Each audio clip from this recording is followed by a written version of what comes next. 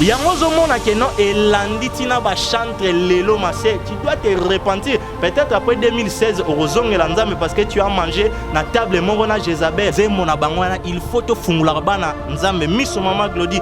Bakoyoka sango adjudant komi général, oh locataire a commis bailleur, oh mon étika a commis patron. Oui, a commis patron. Et après, le rôle au banner olanda yesu pona oyo ozuana. Yangwana esili.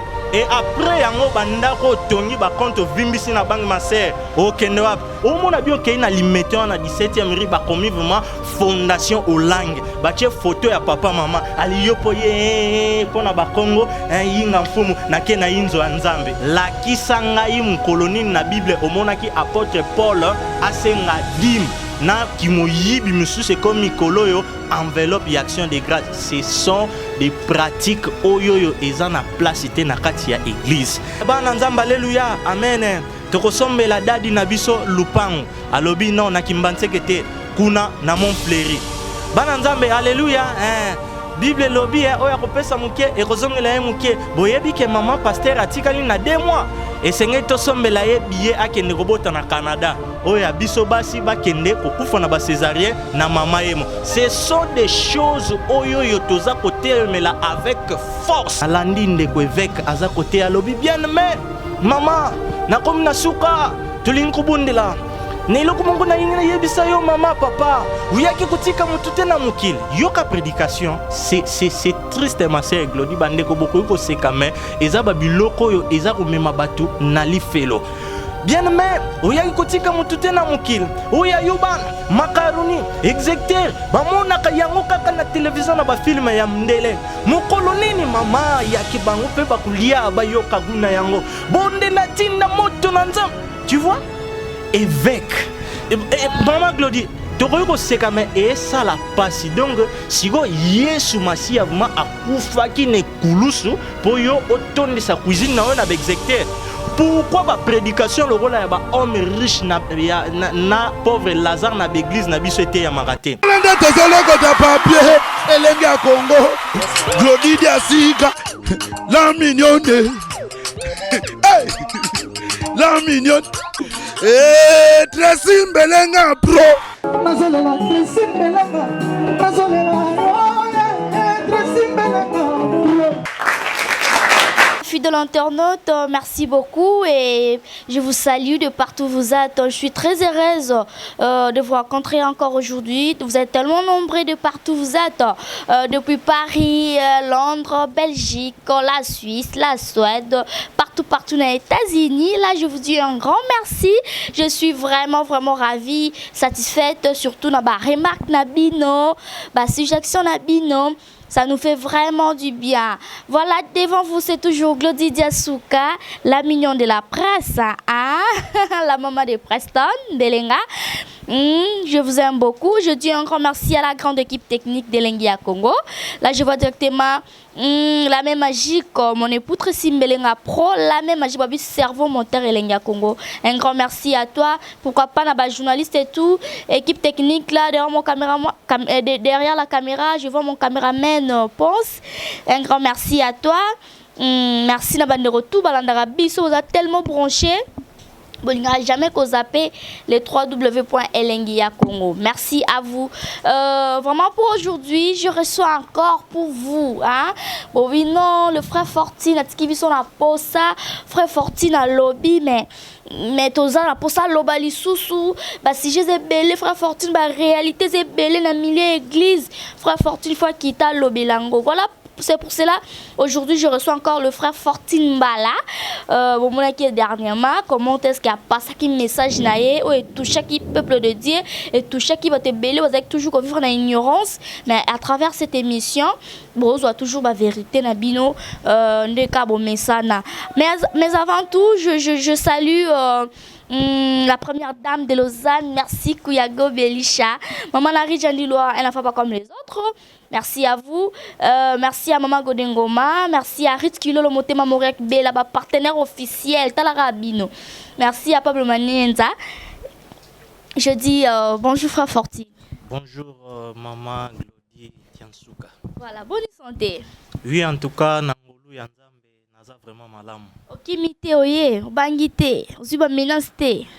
Bon, tant que la grâce divine est disponible, toza nelo okimate parce que toyebi que toza ba simple serviteur ou eza plus important tant nzambe apesi biso souffle de vie, tozozonga avec force pour na kokabula ngolu o tozwi na bandeko mususu. Donc toza nelo okimate. Voilà.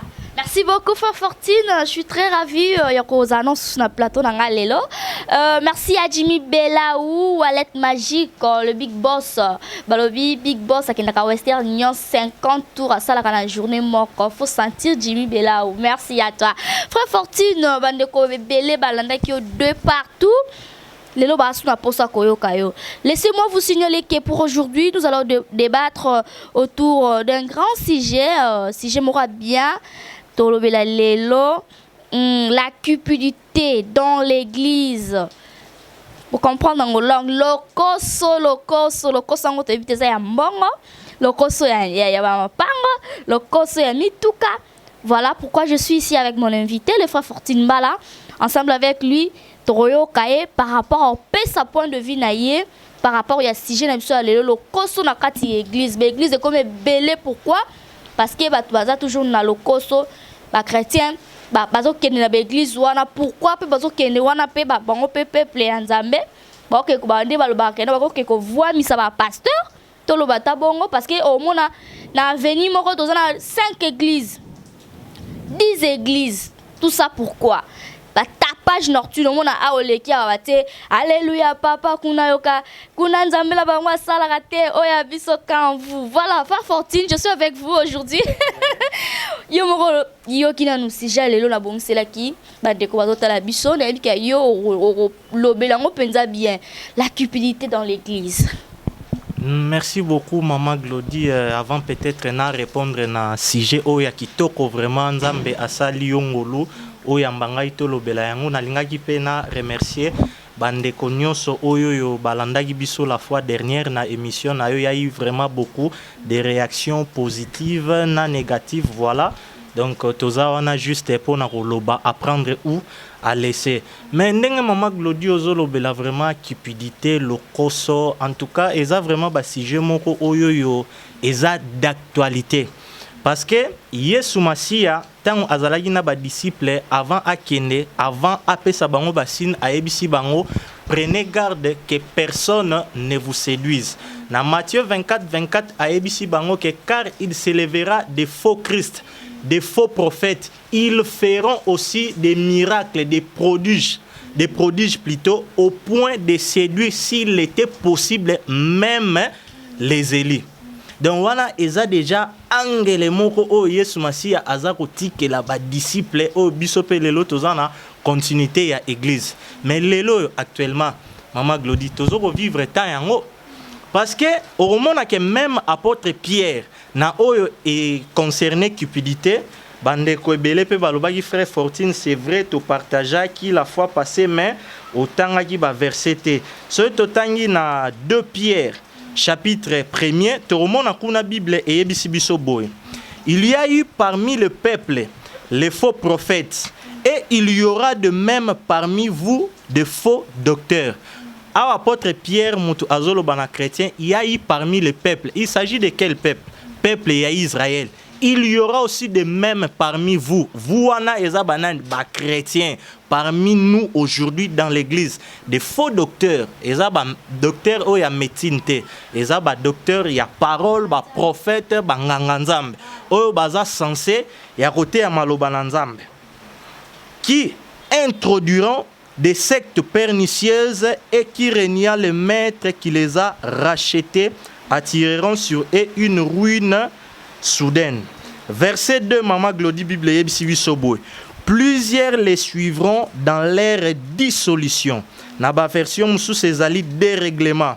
Et la voix de la vérité sera calomniée à cause d'eux. Bandeko verset 3, Siko Yebisibi Soboy. Par cupidité, ils trafiqueront de vous au moyen des paroles trompeuses et qui menacent depuis longtemps, ainsi de suite. Vraiment, Maman Glody tant ozo kolobela cupidité tomoni awawa passage totani apôtre Pierre a ebisi biso ke ils se lèveront des faux docteurs, pasteur ya lokuta à cause ya cupidité na bango lokoso ya mbongo nzela ya vérité ekokangama bakobanda ko trafiquer bako jouer na psychologie ya bana nzambe na ba parole moko flatteuse na introduction na yotan ozoloba ke ba mangomba ekomi ebele tozoyeba te peut-être falo bon sa mama Glody permettre nga falo ba ke ba supermarché komi ebele ba boutique ekomi ebele parce que soki eza église ya Yesu na sujet au mama Glody olingi to partager bandeko passage clé to kotambola nango na quelques minutes au tozo partager ezali na 2 Corinthiens chapitre 9 verset 7. Bandeko botangi 2 Corinthiens chapitre 9 verset 7 Bible yebisi biso que chacun donne comme il a résolu dans son cœur sans contrainte ni tristesse car Dieu aime celui qui donne avec joie. Wana mama Glody eza principe oyoyo toza komona na kati ya église ya nkolo. Sikoyo pourquoi nga nazobenga ngo ba boutique ba supermarché awa totangi ke à cause ya cupidité na bango bakolongola bakokanga vérité et puis bakobanda kokosa bato na ba parole moko flatteuse trompeuse na objectif nini ya koyiba bambongo ya bato. Na uti koloba ngo tout à l'heure que principe mama Glody o biso lelo na église toza nango eza ya liberté que chacun donne comme il a résolu dans son cœur. Si koyo problème ya makasi oyo avant peut-être to évoluer ba na nzambe sengeli to comprendre ensemble ezanine. Dans l'église, il y a des besoins oyo mwana na nzambe aza censé ya ko répondre nango. Il y a aussi ba besoin mususu oyo ba pasteur ebele lelo yo balingi ba bambela yango ba fidèle oyo na Bible eza ata na subasima moko te. Na opes exemple moko lelo ozomona pasteur apesi communiquer que non sainteté eziki bafle eziki eza besoin mais eza vraiment vrai besoin te. Bandeko peut-être ba comprendre te vrai besoin eza nini. Vrai besoin eza tant bache ki tunga balobi ke non a bandeko tel bazo kende na ba Congo côté ya maloba na nzambe to soutenir bango. Wana eza vrai besoin parce que tant ba okende ko sala action kuna ba am ba ozala toucher ba kolongwa na ténèbres ba ya na lumière. Mais clavier et somboma ou pas nzamba pesa biso ba instrument original naturel munoko maboko to koyembela nzambe. Wana na pesi nanu 2 tableaux. Mais sikoyo mabe oyo toza komona lelo mama Glody avant peut-être nazomona déjà intention za na question mususu eza ke ndenge Yesu Masi alobaki ba faux pasteur, ba faux docteur ba kobima lelo yo pona ko séduire to sala keba. Na oyebisa oke ba mbuwa wana. Ba koteli biso bandeko musuta na loba ba mbuwa ba koloba ke non frère Fortune akomi ko finga lisusu na émission ya mama Glody. Bible eyebisi biso nini na mukanda ya Philippiens. Na lingi totanga na mukanda ya Philippiens to comprendre rapidement eloko moko wana Bible eyebisi biso Philippiens chapitre 3. Permettre nga mama Glody parce que ba remarque yaki que frère otei mais opesi ba verset te. Verset premier Bible eyebisi biso boy. Je ne me lasse point de vous écrire le même chose, et pour vous cela est salutaire. Prenez garde aux chiens, nabamboua. Prenez garde aux mauvais ouvriers. Prenez garde aux faux circoncis, car les circoncis, c'est nous qui rendons à Dieu notre culte par l'Esprit de Dieu et qui nous glorifions en Jésus-Christ et qui ne mettons point notre confiance en la chair. Mama Glody bandeko bozo landa biso awawa ezali apôtre Paul mutu azako kebisa ba chrétien alobi tokeba na bambua na ba faux circoncis ba infiltré oyo ba côté biso le église na verset 18 Bible lobinin car il en est plusieurs qui marchent en ennemi de la croix de Christ. Je vous le dis, je vous en ai souvent parlé et j'en parle maintenant encore en plaira. Apôtre Paul Azakolela. Pourquoi alobi? Leur fin sera la perdition. Ils ont pour Dieu, on a l'obagi la fois passée, leur ventre. Ils mettent leur gloire dans ce qui fait leur honte et ils ne pensent qu'aux choses de la terre. Voilà, merci Frère Fortuné. Ce qu'on a un verset où ils ont contredit. Bon, place où le barakeno, il faut payer sanzambe loko ba or, ba argent. Mais Maman Glody, au moins si ko eloro e sala biso mabe ezanin. Baya kananda kuyanzambe maboko pambate, oui. Mais faut ko yeba nanu ndaku yanzambe ezanin. Bible e biso, ne savez-vous pas que votre corps est le temple du Saint-Esprit? Et là où 2, 3 sont réunis, c'est une maison spirituelle, présence yanzambe ezawana tang bosangani pour nanzambe. Impression déjà, on dirait frère Fortune Azali contre ba offrande. Oui, Nadim, surtout le Kambadim, oh action de grâce. Toboite, n'habite, to comme malem bewana. C'est important ou bien c'est nécessairement mutafuta kabadim naye ou bien quelle offrande devant apporter au Seigneur. Bablo mo ande wana. Déjà, Maman Glody, verset on a pesi to rozong elango po yango ndezali clé o erosunga ba nanzambe ebele. Mais déjà na websana ba nanzambe ke lelo yo nakati ya église en kolo un vrai chrétien né de nouveau a reko futa dimte. Peut-être un vrai chrétien a reko futa dimte. Nande ni ponga la pesa dim. Oui, peut-être au pesango par ignorance, mais conformément à maloba nanzambe lelo te omona dim eza na place te na kati église. Dim eza biblique mais eza lisusu d'actualité te. Na ofungula rapidement parenthèse wana bongo to continuer to mona cupidité ya ba pasteur esika nini ebatami.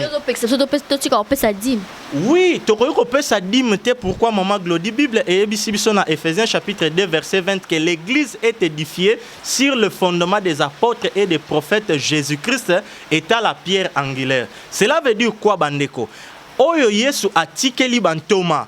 Oyo bantoma ba komeli biso na bepitre biso lelo tango toyambi Yesu tozali na continuité ya église. Yango moni na pesa ki passage clé na 2 Corinthiens 9:7 que chacun donne comme il a résolu dans son cœur, sans contrainte. Or dim ezalaki librement te. Ezali vraiment il faut qu'on pesa yango lolenge esengeli 1/10. Et rapidement parce que dim makamo ezebele peut-être so nzama ko permettre prochainement de tout. Le pourquoi to ko pesa te? Le pourquoi to ko pesa te parce que ba pasteur nanu bazako enseigner yango mabe. Na otika na bandeko dans l'espace bo permettre ngana point wana ya dim bo kende ko tangana na Deutéronome chapitre 14 à partir du verset 22 au bandiko kita calmement. Kuna te remona la Bible zoyebisabiso que tu prélèveras chaque année et au remona gena suka mutuye moko abandai ko lia dim nae. Mais est-ce que lelo ba pasteur pe ba te ya biso ba fidèle que yo moko et sengeli o lia ka dim na yo chaque année? Pourquoi? Point d'interrogation. Tu comprends que qui parce que dans l'église na biso ya lelo koma que non ozana nyongo kutu ya badim. Tu peux avoir de dettes ya badim. Faut fouta badim na yo. Tout comment année mon bimba. Au pesa dim, te bio pesa dim 3 fois. Ozoko sanzambe. Mais kasi exact cupidité te parce que faut royeba a to tangi apôtre Paul alobini na verset o ya suka to uti otanga ke biso tozali ko nous glorifier en Christ tozali ko tia confiance na biso na oyoyo ezali essentiel spirituel tozali ko tia confiance na biso na charité mais eza soni pona ba serviteur alimentaire parce que baza ko tia confiance na babiloko o eza ko sala soni na bango. Dîme sous la loi de Moïse il y avait 4 sortes de dîmes. Chaque année, tous les 3 ans, dîme et baneko pesa manaba veuve, orphelin, voilà, ba étranger. Dîme mususu e baneko zonga epai ya ba lévite, dîme mususu mutuye moko abaneko lia yango chaque année. Et puis 4e sorte ya dîme sous la loi, maman Moïse ezaki la dîme de la dîme. Ba lévite tango bazui esengela bango pe ba mema yango na kati ya temple yango na ndezala le roi la dîme de la dîme. Yo ko accuser ba pasteur nyonso bazwa ba dîme que non ba onde bazana cupidité. Oui, mingi baza kozwa yango na ignorance mais mingi pe o déjà te partager na bango surtout ba oyo basala théologie ba yebi différence il y a les 2 grandes dispensations o tozana yango on ne peut pas mélanger la loi de Moïse et la grâce de Jésus-Christ.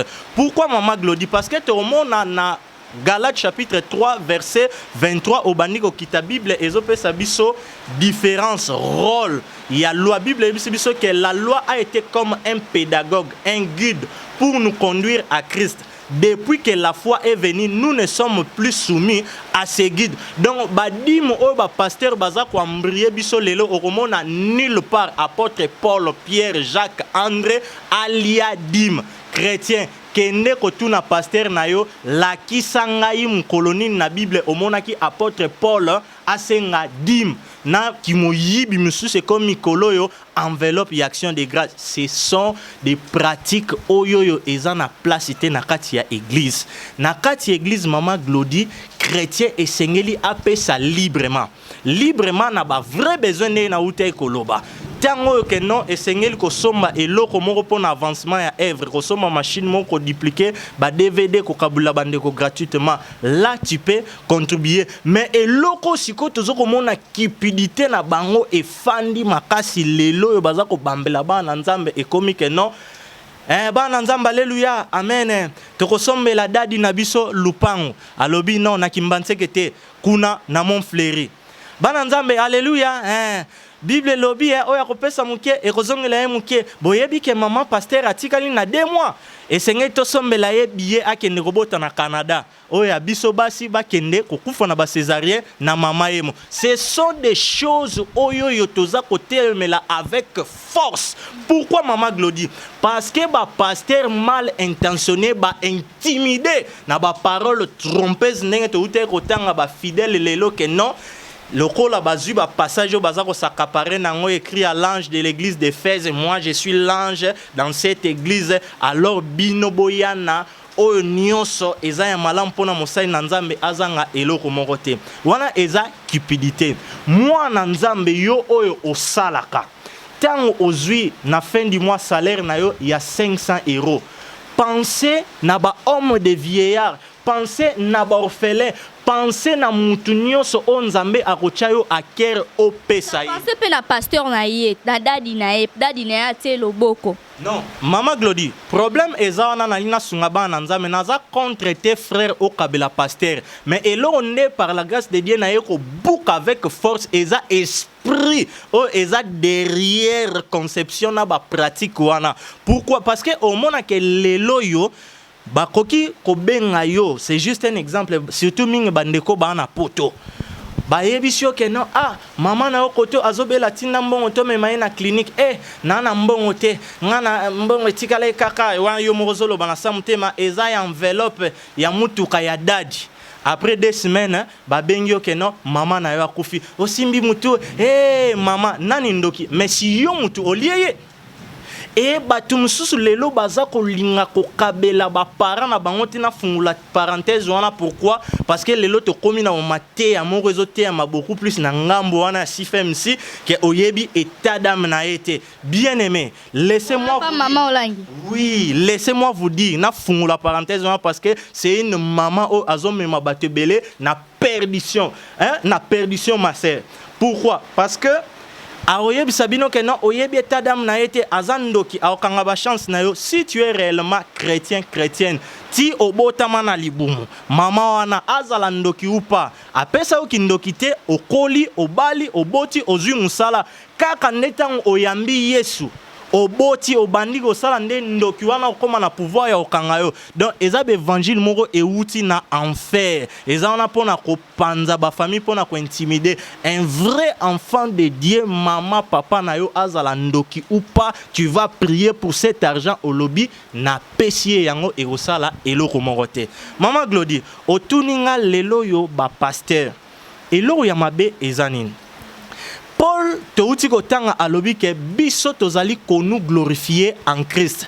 Ezali na batu ebele lelo baza kotambolo en ennemi de la croix. Baza ba serviteur alimentaire mais nga biso tozana bango ebele. Na opesa ka exemple lo la be chantion moko boye parce que bazé belé même tina poto. Dernièrement na banda kolanda évêque.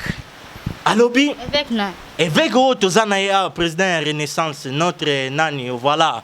mukuna. Il y en a qui ont un problème. Non, tu as un problème, c'est un papa oyo aokanga bate belé na simanaye, alors wana ya ba pourriture. Vous comprenez, et ça ba poison, ba coloquette sauvage au aopes na peuple de Dieu, il faut tout dénoncer en publiquement avec force. J'ai béni le Seigneur maman Glodine émission tout ça là qui ndeko moko na Australie a benga mon frère que Dieu te bénisse parce que to fungwa mimi sunga na sali 17 ans na ministère ya combat, mais aujourd'hui Dieu m'a fait grâce na nzela ya ba différentes émissions ya vérité ou réalité na landi na comprendre que église obiso to bane ko kanisa to que l'église en réalité zalaki église te bien aimé bon fungula miso na kozonga un exemple na zalaki au mona bien que na limité na 17e ri ba commis vraiment fondation au langue ba tie photo ya papa maman ali yopoye pona ba Congo yinga mfumu na ke na inzo nzambe oh bandeko mais comment ba chrétien vraiment et comme ça même au mona docteur ya université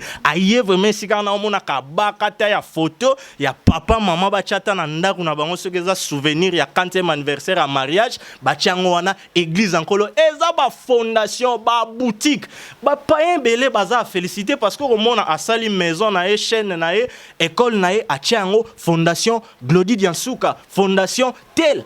Mais lelo yo tanto loba église ya Yesu to mona ba biloko moko esengeli.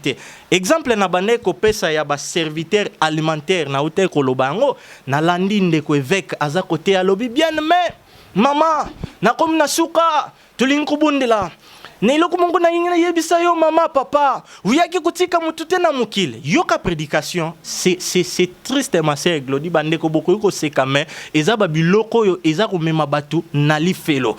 Bien mais oyaki kotika mutute na mukil oya yubana makaroni exécuteur bamona ka yango kaka na télévision na ba film ya mndele mukolo nini mama ya kibango pe bakulia ba yoka guna yango bonde na tinda moto na nzam tu vois évêque maman Glody Toko seka me et ça la passe donc si go Yesu Masi vraiment akufa ki ne kulusu pour yo autonne sa cuisine na on avec exécuteur.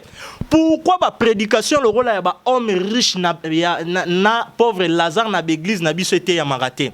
Naza ko encourager bana nzambe bazala ba pauvre matériellement mais par la grâce de Dieu to lingi total sa cupidité ya ba pasteur parce que c'est un esprit ils ont leur Dieu c'est maman yangwana ba osala pona libumu maman c'est un Dieu o autinda bango na cupidité wana ozo comprendre maman Glody na bandeko bolanda biso sikoyo papa évêque bandeko Yesu vraiment kufa ki ne kulusu po bana na yo batika ko envier exécuteur macaroni na télévision.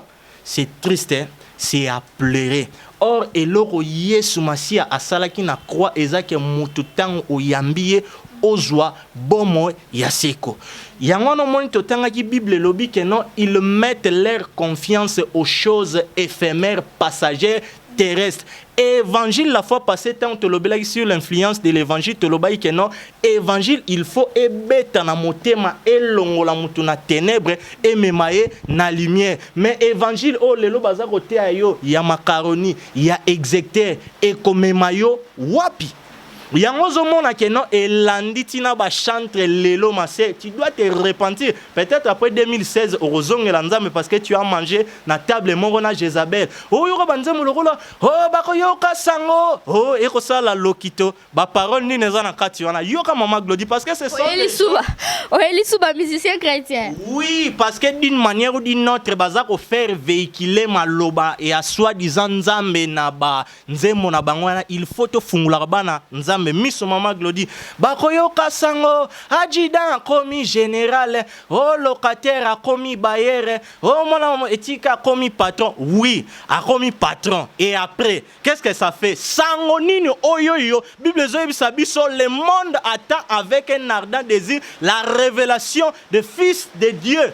Vous recevrez une puissance et le Saint-Esprit survenant sur vous. Vous serez mes témoins. Vous allez prêcher la bonne nouvelle. Sango oyo batu bazana posa bayoka lelo ezali tika lisumu. Bima na drogue, bima na impudicité, bima na onyo sezo pesa nzambe lokumu te. Jésus-Christ revient. Répands-toi. Mais lelo yo sango komi bakoyoka sango o tongi immeuble. Omoni le rôle obaneko la na Yesu pona oyo ozuwana. Yangwana esili et après yango bandako tongi ba compte vimbisi na banque maser okendewap. C'est juste un exemple. Baza et Belé, la fois passée, tant que ça, qui est mission sur l'église influente ou influencée, Sœur Mora Bengenga à Paris, Marie-Agnès, Aïbsinga, mon frère, que Dieu te bénisse, te lembi. Lelo, ba pasteur, et commis, ba anniversaire, ba ministère, na bango, to sombela, bango, ba jeep. Là, ce ne sont pas des besoins, ma sœur, maman Glody.